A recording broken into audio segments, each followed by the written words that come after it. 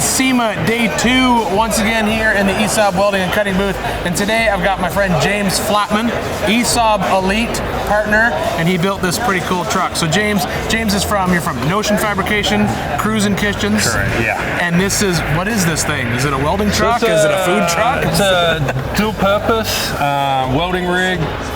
It's kind of a modular setup, so welding, mobile welding, fabrication, and then weekends, pull my welding gear out, load up camping gear.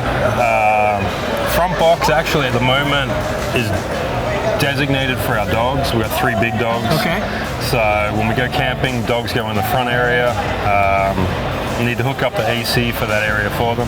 But dual purpose rig. All right, so since it's a SEMA car, obviously you got some sponsors to check off those lists. Give me the rundown of what's on it, what part it is, and all that kind of fun stuff. So we got full traction, 4.5-inch coilover conversion. So being an 01, it had leaf springs on the front.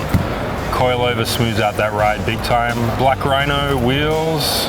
Snowmaster gave me a fridge freezer setup for it. Light Force gave me a bunch of LED lights. Rockford Fosgate speakers inside the cab, and then a complete Rockford Fosgate system in the canopy in the back.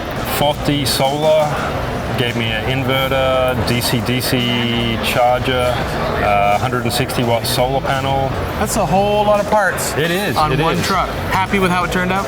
I'm really happy, really happy. I've been driving different shop trucks for the last month, so I'm excited to actually get back into my truck and drive it. We're driving it back to San Antonio after the show, so it's one hell of a void. You gonna stop and do some camping on the way, or just back to work? Straight back, yeah, straight back. You got some super cool projects at the shop that I need to get back on, so I'll just show you pictures of one of them. Perfect.